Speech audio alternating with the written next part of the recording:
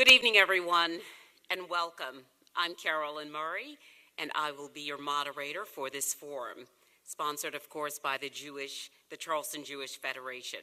The Federation is nonpartisan and has not endorsed any candidate. Tonight's forum is not a debate. There will be no direct exchanges between the candidates. A forum is actually an opportunity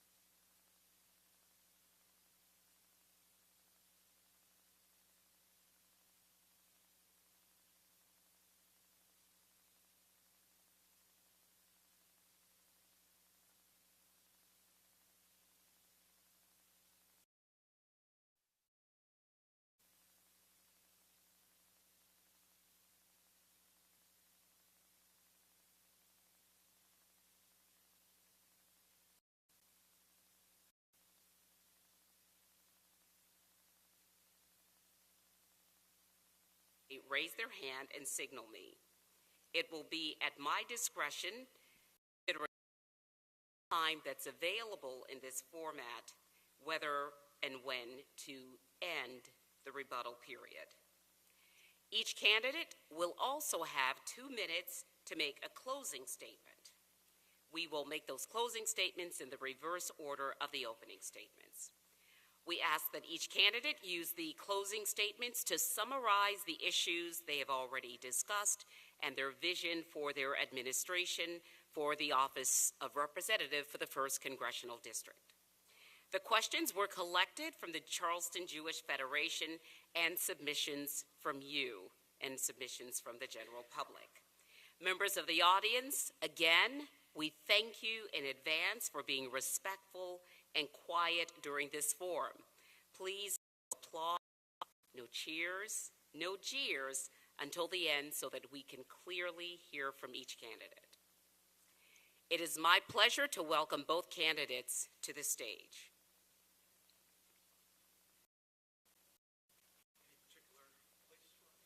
No, it does not matter. A coin toss determines the order in which the candidates will answer questions. It is my pleasure to introduce Nancy up in Goose Creek, South Carolina, where she says she learned the value of hard work from her parents, a retired general school teacher. Representative Mace graduated magna cum laude from the Citadel, where she became the first woman to graduate from the Citadel's Corps of Cadets in 1999, later earning a master's degree from the University of Georgia.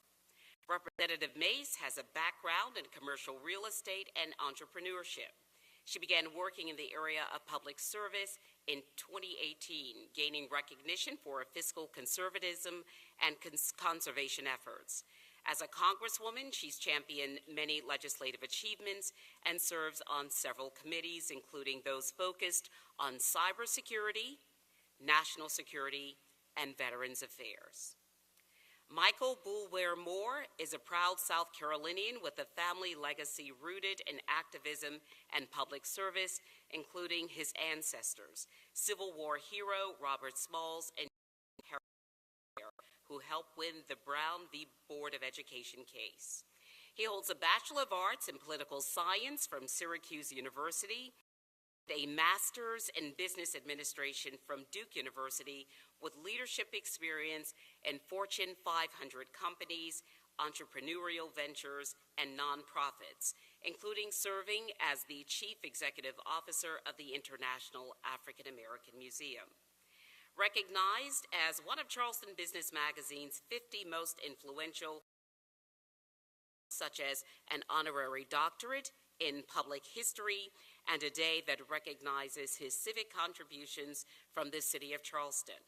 Mr. Moore is currently the chair of Board of Trustees at St. Mark's School and is supported by his wife and 4 sons in public service efforts. Candidates, again, welcome. So glad that you are here. We now begin with opening statements. Representative Mace, you go first. You have 2 minutes. Thank you.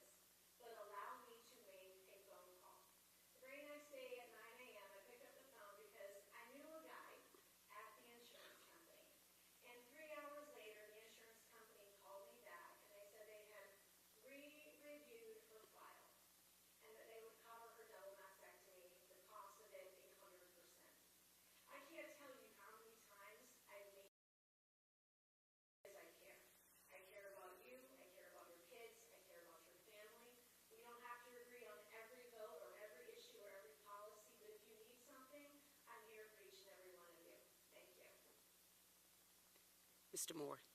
Thank you so much. I'd like to thank the Charleston Jewish Foundation and the Federation. I'd like to thank the SBI. It's wonderful that we're here. I don't know feedback between these 2 microphones. In any event, I am Michael B. Moore. I'm running for Congress here. By way of a brief introduction, I'm a proud son of the Low Country. My family got here in the early to mid 1790s. I've had people here ever since. And some of you may know the story of my great-great-grandfather, Robert Smalls, who seized a Confederate ship and sailed it to freedom. After the Civil War, he was elected to the General Assembly in 1868 and then served 5 terms in Congress. I have the really profound honor to be running for the same seat in Congress that he served in 150 years ago.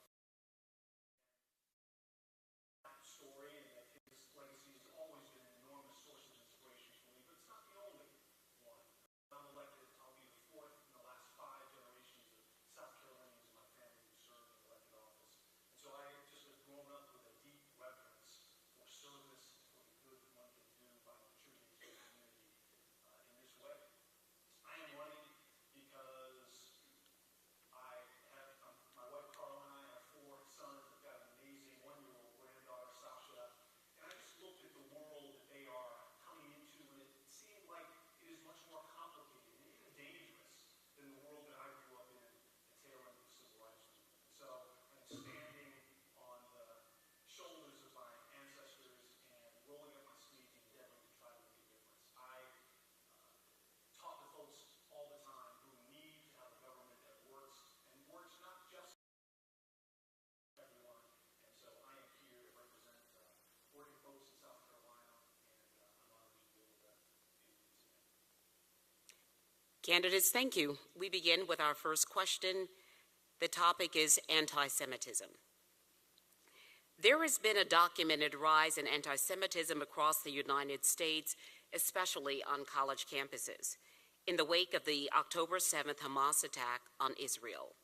A 2023 Anti-Defamation League audit found that anti-Semitic incidents in South Carolina rose by 93% from the previous year. Representative Mace, you voted for the bipartisan Anti-Semitism Awareness Act, which would require the Education Department to adopt the International Holocaust Remembrance Alliance's broad definition of anti-Semitism to enforce anti-discrimination laws. Mr. Moore, you would have voted. Please explain your positions and the basis for your support or opposition to this bill. Ms. Mays, we begin with you.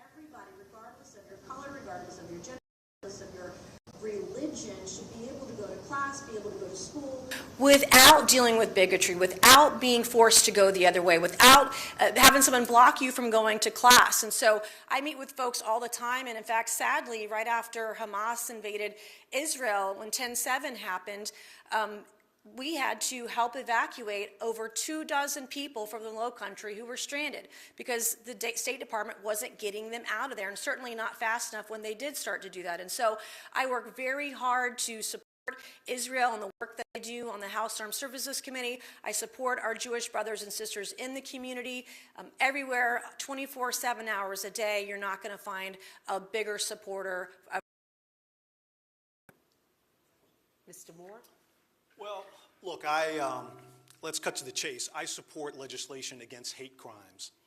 I believe that you've got to do more than talk, particularly in these days when we are in such a polarized society. It breaks my heart that there are armed guards outside these doors. It breaks my heart that many synagogues have to have armed guards at every worship service that they have. I met with a woman down in Hilton Head, and they were so happy because they had gotten a government grant to support fortifying their synagogue to make it even safer than it already is. Look, there is no place in society for anti-Semitism. The bill was proposed, in my view, seemed like more of an effort to try to free speech. The ACLU said as much, but let's not confuse that bill with support, for legislation and for all kinds of efforts to eliminate anti-Semitism. The next topic is affordable housing, and this question goes to both candidates. Representative Mays, we begin with you. What are two specific strategies you would use to incentivize the development of affordable housing? Oh, number one, that is particularly more of a local issue with local ordinances. When I was in the State House, we worked on legislation to encourage and incentivize that kind of behavior. In Charleston County, for example, where we are today, there are local ordinances to encourage developers of 5 units or more to have a certain percentage of that being workforce housing. Now, I would say to you, don't wait on your government, whether it's state or federal. They take forever to do anything. We can barely get anything done, if that at all. And so what you're seeing, because of the demand, we are the 10th fastest growing district in the nation. We are the now 10th fastest growing state in the country. We now have businesses that are doing it. It's incumbent upon them to do it now. I just met with a pharmacy in North Mount. Expense of housing in Mount Pleasant, she has bought land and is developing townhouses and will rent them out at an affordable rate for her employees. It's just a few blocks from the company where they work, so they can walk to work and afford to live there. We're seeing that in Beaufort County also, where we've got folks that hire H-2B visas and seasonal housing for them, and creating housing for the locals that are working in the seasonal businesses as well, hospitality, et cetera. And so what we're having to do now is to support these companies. They need to make sure that they have the tax breaks to be able to afford to help build out this workforce housing, because if you're going to ask the government to do it for you, you're going to be waiting a very, very long time. We're fortunate enough to live in a district where wages are better than average. You don't need a government to mandate $15 an hour. Oftentimes people are making more than that right now, but that doesn't mean housing is more affordable. Interest rates also have to come down. Congress can't mandate that. That is something done separately by the Federal Reserve. There are a lot of things that we can talk about in regards to that. Thank you. More the same question. What are two specific strategies you would utilize to incentivize the development of affordable housing? Well, I'm going to take a step back and look at just creating more affordable housing for people. I think there are two sides of the coin. You hear typically about one side, which is around the development of affordable housing, but there's another piece to that puzzle, and that is wages and income. People livable wages, then they are more apt to be able to afford, appropriate housing. We've got to,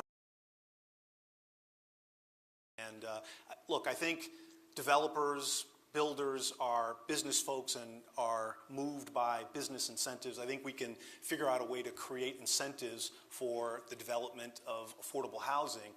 We just have to have the commitment to do that. We have to liberty and the pursuit of happiness, just to be somewhat politically romantic about it, apply to all people. And I think housing is one of the most critical things that one can have to live that. And I think focusing on housing and the inventory of housing, focusing on wages, I think are two pieces of the puzzle. Thank you. We move now to the issue of reproductive rights and abortion. South Carolina's law on abortion outlaws an abortion after embryonic cardiac activity can be detected, which is generally around 6 weeks of pregnancy. Until now, South Carolina had allowed abortion until 22 weeks. Representative Mace, you have said that it is important not to demonize women who decide to have an abortion, and that policies surrounding reproductive care should be both pro-life and pro-women. What is your message to those in your party who advocate for criminalizing women and doctors who seek or provide abortion care? I think I've been pretty outspoken on women's issues. If you all remember in the State House when they were first debating the fetal heartbeat bill, I believe it was back in 2019, there were no exceptions for women who were raped or for girls who were victims of incest until I drafted an amendment to put them in there. Otherwise, we would have a fetal heartbeat bill with no exceptions. The same thing happened when the Alabama ruling over IVF came down, that horrific ruling that was going to ban IVF in the state of Alabama. I was the first person in the U.S. House of Representatives to put forth a resolution supporting IVF. To date, I've not been able to get a single vote on that resolution. Just like when they had the crazy Arizona ruling from 1864 about abortion, again, I was one of the first, probably the first, maybe the only Republican about crazy ruling. Sort of limitations, whether it's the first trimester, second trimester. I don't like the pro-choice, pro-life sort of labels we put on each other, because my limitations at 15 to 20 weeks might be longer than someone who's pro-choice at 12 to 14 or 15 weeks. And so I think we really, it matters how we cherish all at the same time. And I've tried to show that over and over and over again. In fact, we just had a vote on Wednesday night over H.R. 7909, the Violence Against Women by Illegal Aliens Act, where 51 Democrats voted for my bill to pass it out of the House in a bipartisan measure that would deport any illegal who is here who raped a woman, who was a pedophile, or murdered our women and girls. Mr. Moore, are there any federal restrictions on abortion you would support? Well, yes, I believe in codifying Roe v. Wade and all of the provisions that were inherent in that law. But look, this issue it's fine to talk one way, but you've got to look at how someone votes. As of January, I saw a statistic that in the states that had outlawed abortion, there were 64,000 women, and this was in January, so I'm afraid to see what that number is now. 64,000 women who were forced to take their pregnancies to term, women who had gotten pregnant from rape and from incest. It just seems inhuman to me that we as a society are apparently okay with allowing women to suffer these dual tragedies. Look, I don't believe that government has any role in between a woman and her physician. I think that women, it feels medieval that women don't have the right to make decisions about their own bodies, about their own health care, and we've got to move on that. Look, you know, with all due respect, and I know we're supposed to be dancing around here, when you vote against Roe v. Wade, when you vote against the Violence Against Women Act, when you vote against laws that would allow IVF, when you vote against women in the military having access to women's reproductive care, like, it doesn't matter what you say. Your votes stand on their own. So this is an extremely critical issue, and it's one we need to get some movement on, and hopefully with a Democratic Congress in January, we'll have that opportunity. Thank you. The next area of focus is flooding and climate. Candidates, people who live in the 1st Congressional District, which stretches along South Carolina's coast, live with and survive flooding and extreme weather events, which are becoming more frequent. In fact, scientists who participated in a City of Charleston study project said that Charleston could actually be underwater by the year 2050. This question is for both of you. How will you work to secure federal funding to help alleviate flooding and reduce the financial impact of extreme weather on homeowners and businesses? Representative Mason. Thank you. I have been doing this from day one, actually coming into Congress. I had almost a perfect conservation record. We have something called the Water Resources and Development Act. Congress goes through it every 2 years. Each member of Congress is allowed to submit 3 projects that they want authorizations for. But my first year that I had it, we've gone through two WRDA bills, or Water Resources Development Acts, since I've been in Congress. And the first time I submitted over 9 projects, or maybe it was 12 or 14. This past cycle, the last couple months ago, again, I submitted more than was allowed. And then because I did that, was able to get authorizations for projects at the county level, the municipal level, et cetera. I work with all levels of government, from the governor's office down to our mayors, down to our county supervisors, et cetera, to find authorizations, to find appropriations, to find places where we can find funding. One of the things I'm most proud of in the work that I've done in Congress so far is being able to go and identify grant funding that will relieve pressure for our cities, our towns, and our counties to put dollars elsewhere with regards to infrastructure, with regards to flooding, particularly with stormwater development and flooding resources. We've worked with up and down our state and local governments. We've been very efficient with it. And in fact, when you reach out to us for support on grant funding or some kind of resource, we get you that letter of support. It's something we're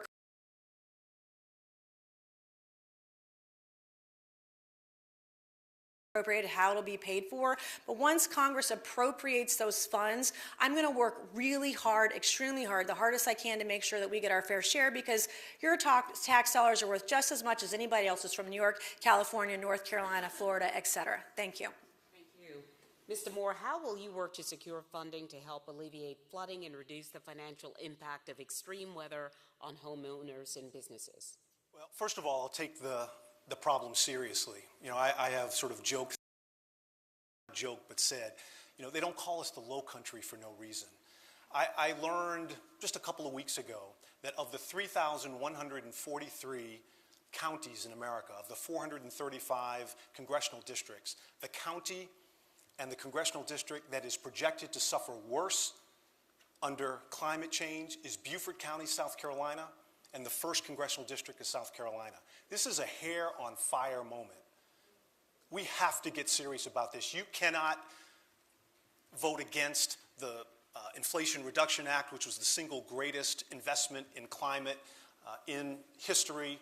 that would have brought millions of dollars to the district to fight these problems. You can't vote against bipartisan infrastructure bills that would have similarly supported these kinds of issues and talk about being in favor of these issues. The other thing I would just mention that's really disturbing, our representative is listed as a climate denier by one of the leading climate organizations. And so, we got to get serious about this, folks.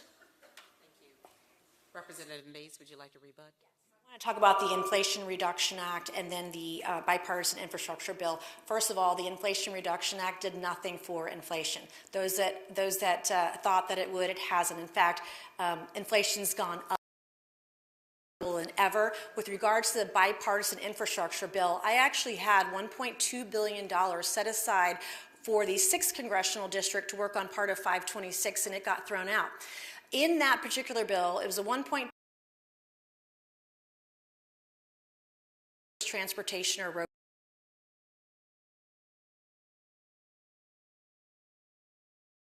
transportation, something every single one of us supports, but only about 40 billion was set aside at all for traditional roads and bridges in that bill. South Carolina only got $1 billion extra over a 5-year period in that bill. I can barely build a new Wando Bridge for $1 billion, and that was statewide. Yeah, I would just say, look, there is a really solid study that says that by 2100, the year 2100, that unless we seriously interrupt the current course of climate change, that 8 million people are going to need to be relocated from the north. Dad, I won't be here in 2100, but I'm hopefully, my children, my grandchildren will be here. We got to care about our environment. Our economy is intricately linked with the environment, whether it's tourism or fishing and shrimping and the like. We got to care about this, and we've got to get active, and we've got to, bring home results. Thank you. We will spend the next few minutes discussing the issue of immigration. South Carolina is more than 1,000 miles from the southern border, at the top of voters' minds across this area. Representative Mays, President Biden has said that it is possible to secure the border while also providing pathways for legal citizenship and that Americans don't have to choose between the two. Do you agree with this statement, yes or no? And please explain why. We begin with you. Well, we have to secure the border. We've had over 9 million people cross over the border illegally since Biden was sworn into office. We're talking about Kamala Harris as border czar and barely went to the border one time. This is affecting all of us in the Low Country. We've had MS-13 gang members arrested in the Low Country.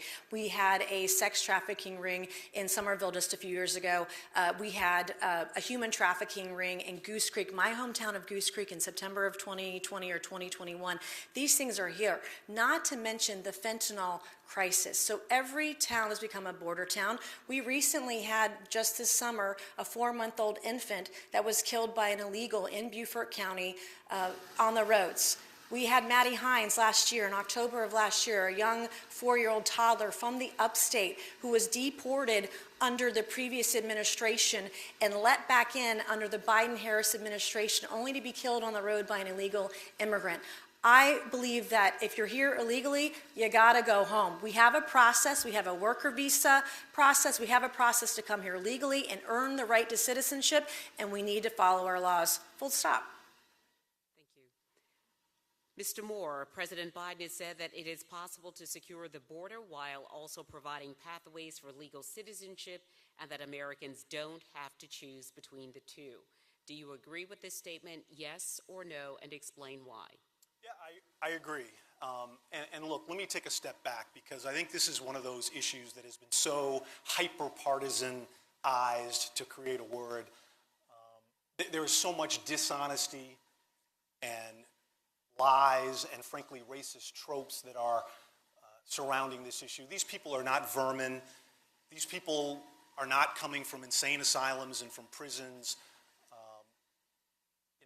Fentanyl, I saw a study, 95+% of the fentanyl that's coming over the border is coming from Americans who go over and get it and bring it back. We just need to, strip away all of the foolishness about this issue. Second, I think we do need to come up with a rational, reasonable, strategic approach to immigration reform. We had a bill in the spring, but Republicans chose not to pass it because former President Trump said not to for political reasons.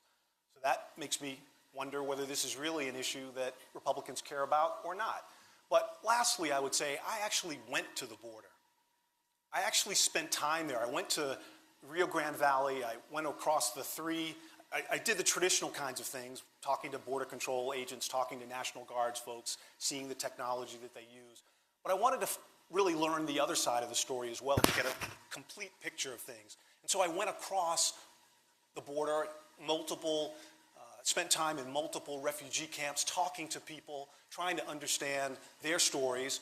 And what I found is that these are mostly young families who are fleeing violence in their communities.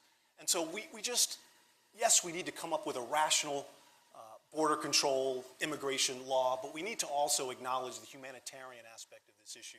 And we need to deal with this soberly and without just all of the stuff that is surrounding it at this point. Thank you. The next topic is one that we received a lot of response. The issue is education. South Carolina consistently ranks near the bottom when it comes to education, with U.S. News and World Report placing the state at number 42 overall. How do you plan specifically to support and improve the education system in District 1, including addressing issues of funding, quality, and access to educational resources? Representative Mace. I get to go first. Shock. Surprise, surprise, I'm going first, which is totally fine. First of all, I want to say I know firsthand how poor some of our educational institutions are in public schooling here in South Carolina. I am a product of that. My mom is a retired school teacher. I dropped out of high school at the age of 17 in 1995, and I really struggled in the system. I was sort of lost in the system and really had a challenge getting out. And so I understand that firsthand. And it's less about the money, it's less about the funding, because when you look at the amount that is spent per pupil in South Carolina, we're right in the middle. We're usually 23rd to 25th in the country. It's how that money is spent. So while we're 50th in the 50th percentile for spending per pupil in the country, we're almost dead last. Usually Mississippi is ahead of South Carolina in education, which tells you how bad it is. Obviously, recruiting the best and the brightest, increasing teacher pay, making sure that teachers aren't paying out of pocket for paper and pencil when they're in the classroom, that they're getting everything they can from the South Carolina State Department of Education, that federal funding isn't being wasted on bureaucrats and is put right into the classroom. And so there's also school choice opportunities that are out there that we've looked at as well and have supported. There are a lot of issues, but it goes back to how is the money being spent? We have plenty of it, but where is it going and why is it not getting to the student? Mr. Moore. Well, look, this is an issue that I feel really close to. My wife, Carla, is a teacher in Berkeley County, teaches special needs children. Both my parents were teachers, 3 of my 4 grandparents were teachers, and my great-great-grandfather wrote the legislation to create the first public school system in America here in South Carolina. So I believe in education. I've seen the value of education and what it can do. There's solid research that says that lifetime earnings, the accumulation of everything a person earns, is directly connected to education. And when we fail our students, when we don't fund our public schools, when we don't pay for our teachers appropriately, when our classrooms are infiltrated with extreme political agendas that are banning books and recasting history, we fail our students. And so, again, this is one of those issues that, I think some people look at education as a cost center as opposed to an investment in our future. I see it as an investment in our future and would act accordingly. Thank you. Our next topic is the issue of foreign policy. An August survey found that Americans are split about whether the United States should continue to send aid to Ukraine for its war with Russia, with nearly half of Democrats saying military aid should be increased, while nearly half of Republicans say it should be decreased. We begin with you, Mr. Moore. What role do you believe the United States should play in securing the peace and sovereignty of our foreign allies? Well, look, I'm going to take this from the philosophical and bring it down to the real, where things are happening now. You know, our campaign is supported by, endorsed by, and is being advised by former three-star General Ben Hodges, who used to be the commanding general of U.S. Army Europe. And he has explained in very clear terms that if we let Putin just have his way in Ukraine, he's not going to stop in Ukraine. And all of a sudden, he is, knocking on Poland's door, let's say, for example, and then all of a sudden, your children and mine are being called up to go serve. I think it's in the interest of the United States as a defensive measure to support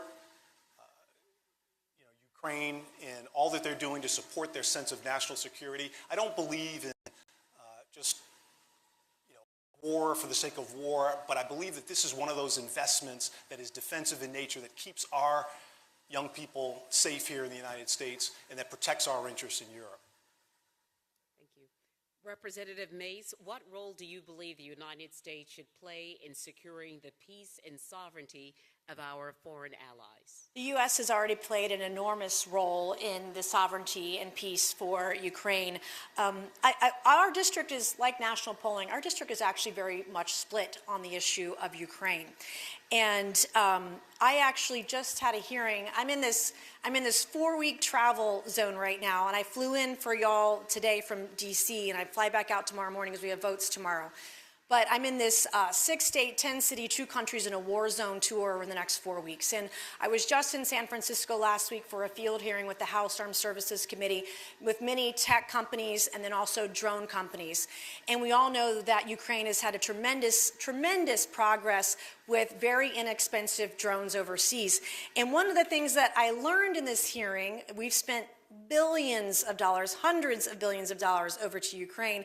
But the Ukrainians, or witnesses said, the Ukrainians are not using all of the U.S. equipment that we've sent over there because it doesn't work.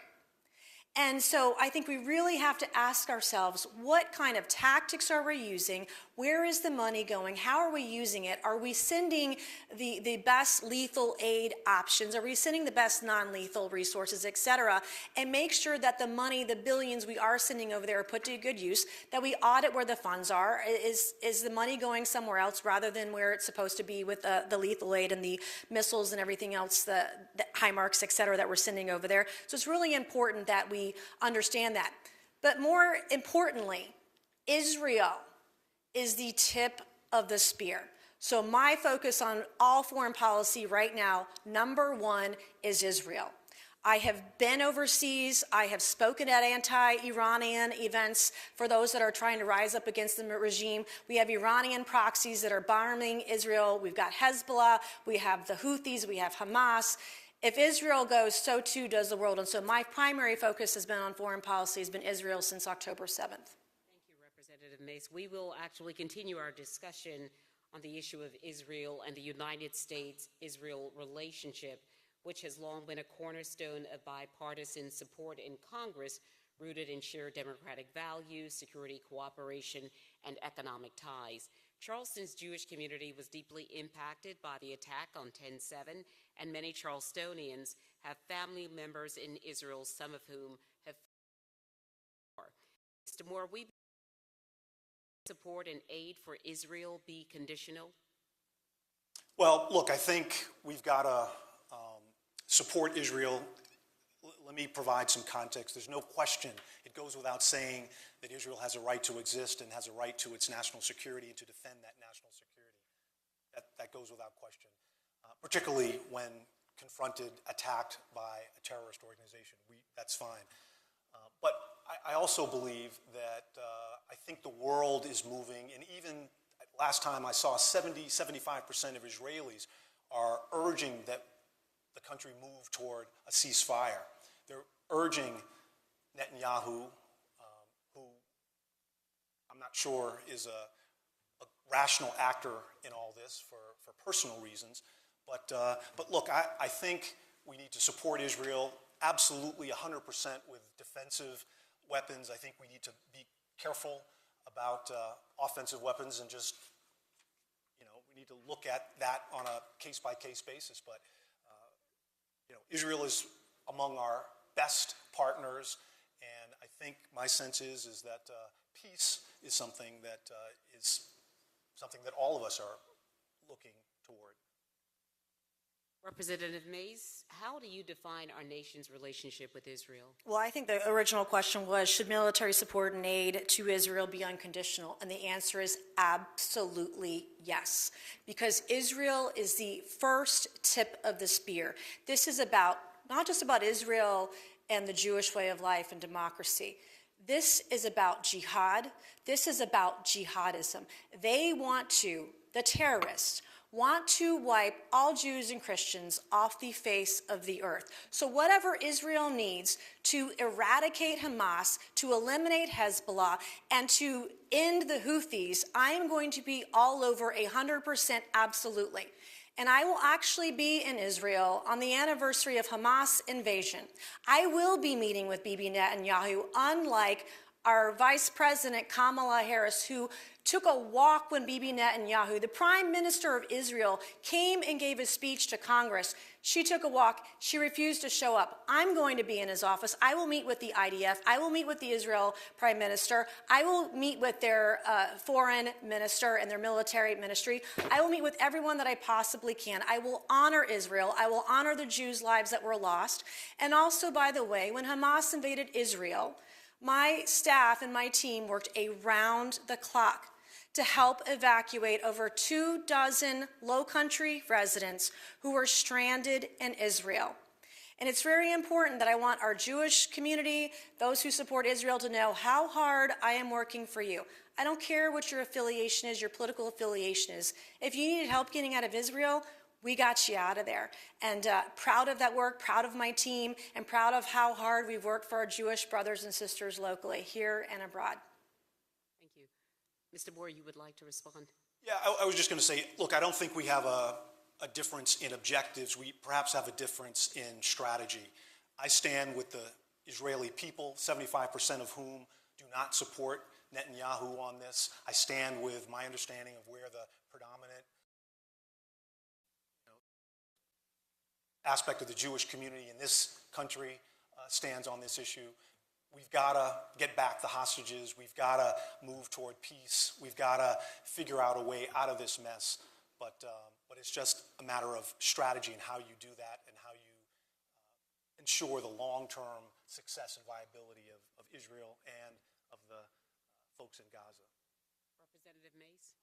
Strategy cannot be to give Iran billions and billions of dollars. It was the Biden-Harris administration in March of this year that ignored sanctions and allowed Iran to access money in foreign banks to fund terrorism.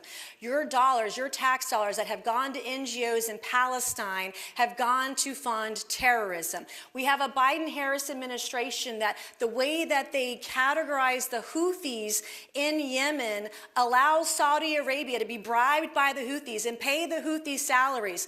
We have got to change the trajectory. We have got to change the strategy. And we have to say terrorism no more. Not in Israel, not here, nowhere, in anywhere around the world. Thank you. Candidates, one of the other areas where we received a lot of questions regards the economy.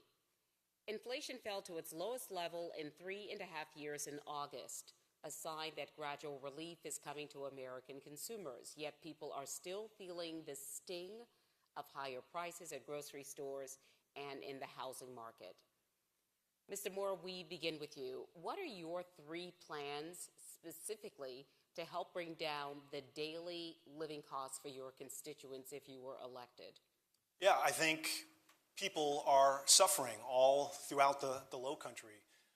Expenses are high, whether it's housing or health care or child care or just regular groceries and the like, and they need relief. And look, in my view, yes, there were supply chain disruptions that caused prices to go up post-pandemic, but there was also quite a significant amount of price gouging on the part of companies. And you can tell that because companies' margins increased, and then now all of a sudden, when there's pressure, they're lowering their prices.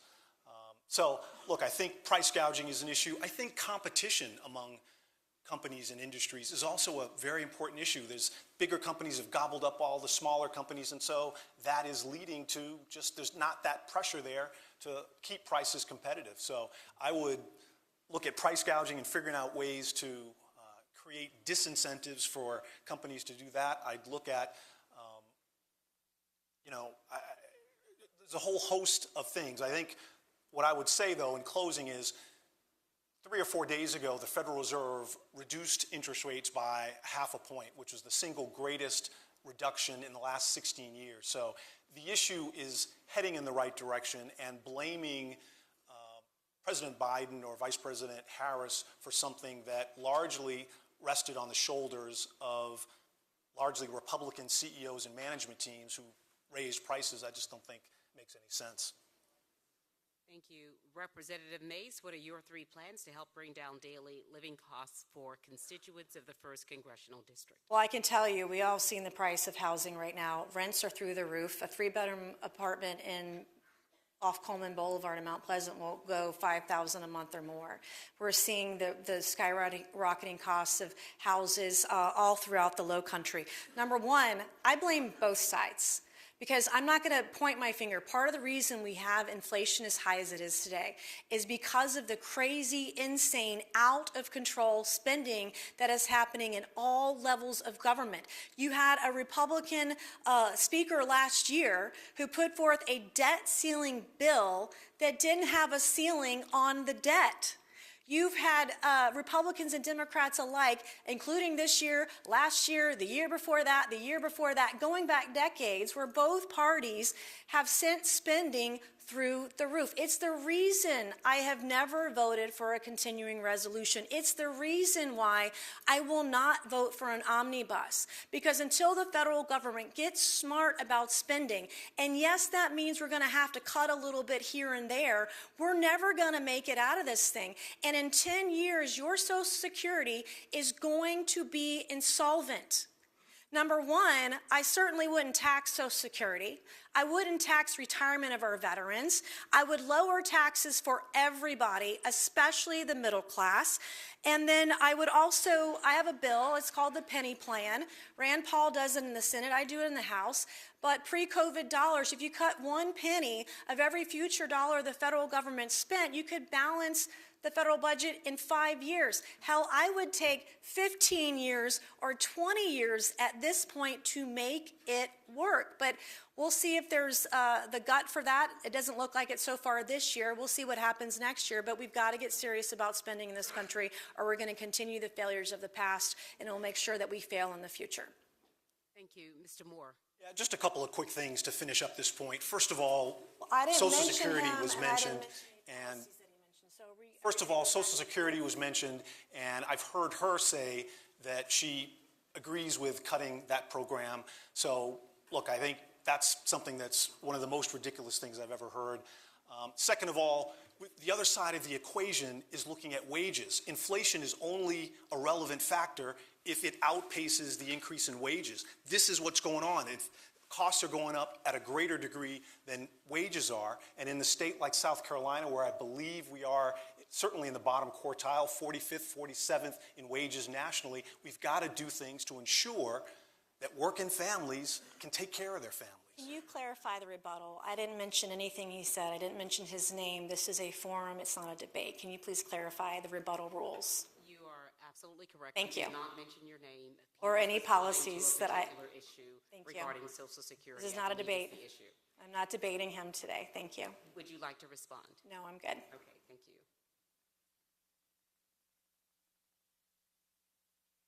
The next topic is civility. Rabbi. I just want to follow the rules. Yeah, I just want to absolutely. follow the No, rules that you absolutely. all have set forth in this forum today. That's all. Thank you Thank very you. much. Yes, the next topic is civility. Rabbi Jonathan Sachs once noted, "Argument for the sake of heaven is one of Judaism's noblest ideals." conflict resolution by honoring both sides and employing humility in the pursuit of truth. In the past few years, we've seen a riot at the U.S. Capitol on January 6th, a violent attack on former House Speaker Nancy Pelosi's husband, and 2 assassination attempts on former President Trump. Candidates, do you believe that political rhetoric has become too vitriolic? Yes or no? We begin with you, Mr. Moore. Yes. 100%. The follow-up, how can we bring down the temperature? Mr. Moore, we begin with you.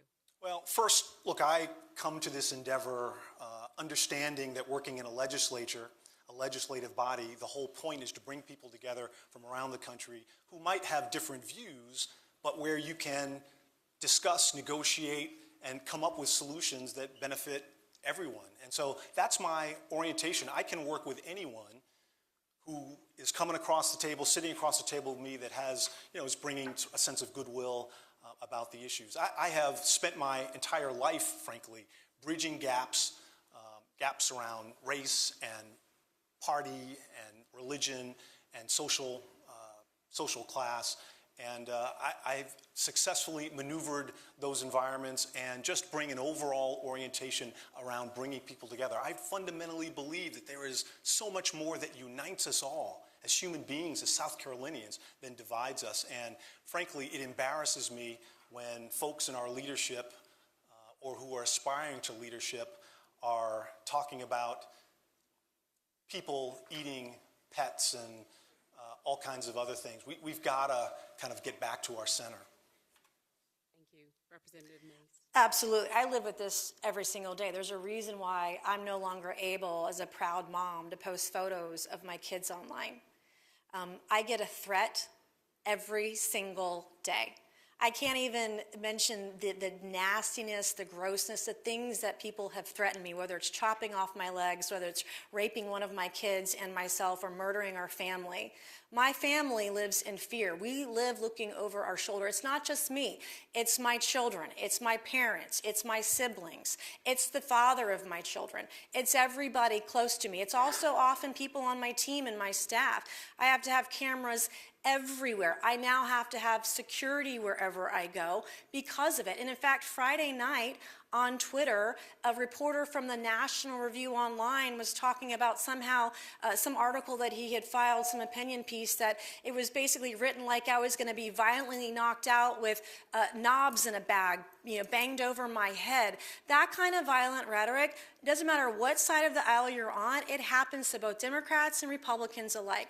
In the last 4 years, my home has been vandalized on 3 separate occasions. My vehicle has been vandalized on 2 separate occasions. And this stuff has got to, and it's one of the reasons that I don't put up with it anymore. You're not going to come to my home or to my office or to my team and make those kinds of threats. And I'm not going to stop until the right thing is done.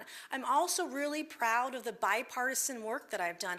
I just had a bill, H.R. 7909, pass overwhelmingly in a bipartisan way on Wednesday night, where 51 Democrats voted for my bill. I do this over and over and over again. Ro Khanna, a progressive in the House from California, he and I have passed many bills together out of the Oversight Committee, out of the floor of the House, and together to get signed into law by the President of the United States. It's not hard if you're willing to work hard. We will continue on the issue of working across the aisle. A divided Congress seems a likely outcome of the 2024 election in November, and any piece of legislation introduced will need bipartisan support to become law. How will you ensure that you are working on behalf of all constituents in your district, regardless of political party? Mr. Moore, we begin with you. Well, thank you for that question, because I often feel like working families don't really have the representation in Washington that they deserve. There's plenty of folks representing the 1% and the rich. There's not that many people representing folks who, often are living paycheck to paycheck. So again, I would just say you've got to bring an orientation that is focused on negotiation and collaboration. Look, when Joe Riley and I raised the money that we did to build the International African American Museum, a large part of that came from a very Republican General Assembly. We had to go and state our case and articulate the value proposition, and then negotiate ways that we could get a part of, to become a part of the budget to raise the money. It's just a matter of how you approach your job. Representative Mace. Of course, thank you. And of course, I'll mention HR 7909 that passed out of the House, the Violence Against Women by Illegal Aliens Act on Wednesday night. 51 Democrats voted for that bill. I have 3 other bills that are sitting in the Senate right now. The Technology Modernization Fund. I sit on 4 committees, the House Armed Services Committee, the House VA Committee, the House Oversight Committee, and then I chair a committee on the House Oversight Committee under cybersecurity. So I have a Tech Modernization Fund that should come out of the Senate before the end of the year and be signed into law by the President. I have the Violence Against Women by Illegal Aliens Act that passed overwhelmingly. These bills can't pass out of a very divided House into the Senate without bipartisan support. 2 other bills that I have sitting in the Senate right now are the MACE Act and the Access Act. Both bills waive 4-year college degree requirements for people that either work in the federal government today or they work for a contractor that has contracts with the federal government. And so I work very hard. Both of those are job-creating bills. I do believe the Access Act, Senator Langford has the Senate version of that bill. It is supposed to get hotlined out of the Senate this year and get to the President's desk to be signed into law. These are bills that are going to make a very big difference for those that work within the federal government, those that have contracts with the federal government, and those that maybe didn't have the money for a 4-year degree, but have the talent to be able to do some of these very important jobs, whether it's in the tech sector or other sector with other different private contractors in the federal government. So very proud of that work. But it takes work to get Democrats and Republicans to work together. But the list of bills I just showed you are just 4 of the most recent ones. We do it over and over and over again, and we're happy to do it and love doing it. Thank you very much. Well, candidates, thank you for all of your responses, and certainly audience, we thank you for listening so intently. We've reached the time now for closing statements. You are allowed 2 minutes for each closing statement, and we begin in the reverse order from opening statements. Mr. Moore, we begin with you. Yeah, thank you so much. Again, thank you to the Charleston Jewish Federation, to this institution, BSBI. It's been a great honor. Look, we hear every 4 years that this is the most consequential election of our lifetime. And each cycle it seems to ratchet up and in fact be the case. I cannot imagine an election more consequential than this one. Certainly with the election at the top of the ticket, I think the decision that this country has to make could have ramifications for a generation or more. And I believe that there are some really clear contrasts in this race as well. Look, no one is going to agree with everyone, with someone in politics on every issue, but if, for example, you care about women's reproductive freedom, if you care that a woman should have the right to make her own decision about her own body, I'm the only candidate in this race who you can trust who hasn't voted against those issues. If you care about the environment, if you care that this district and Beaufort County are slated to suffer most than any other geography in the country, then I'm the only candidate in this race who's not a climate denier and who believes that we need to support that. If you care about Social Security, if you care about getting a return on every dollar that you've invested in this program since you were 15 years old, then I'm the only candidate that you can trust in this race. Even democracy itself is on the ballot. If you care about democracy, if you care about the Constitution, about notions like one person, one vote, I'm the only candidate in this race who you can trust. I am running to make sure that there's someone in Washington who wakes up thinking about the low country, who goes to bed thinking about the low country, and who has your back. I am that candidate, and I humbly and respectfully ask for your vote. First of all, I want to thank Michael Moore for being here this evening. I also want to thank your wife, Carla, for being a rock star teacher to folks in Berkeley County. I didn't know she was in Berkeley County, so that's my home county. Very proud of that. My mom taught in Berkeley County as well. Serving the Low Country truly has been the honor of my lifetime. And I do take a lot of punches in the face. I don't mind it. I work really hard. I take tough votes. I take tough positions. I take on tough people in Congress because you've earned it. And you know that when it comes to a fight for women, I'm going to be there. You know that when it comes to a fight for the economy and fiscal restraints that both Democrats and Republicans are ignoring, I'm going to be there. When it comes to a fight about immigration and trying to follow the law in stemming the tide of the illegal immigration that has flooded our country, you know that I am going to be there. And I take on Republicans and Democrats alike. And I've set the same standard for Democrats as I have for Republicans. If you've come before one of my committees and you were subpoenaed and you didn't show up, I held you accountable, whether you had an R or a D by your name. I've been primaried over and over and over again because I take on those tough votes, because I take on Republicans, because I take on Democrats, because I care, and I will always do the right thing at the right time for all of the right people that I serve. So I love each and every one of you. If there's anything I can ever do for you, please don't hesitate to reach out. I'm here for you. Whether you vote for me in November or not, I work for you. Thank you, and God bless each and every one of you. Thank you. Thank you, Representative Nancy Yes. Mays, Michael Morris. Ladies and gentlemen, these are your candidates who want to represent the 1st Congressional District.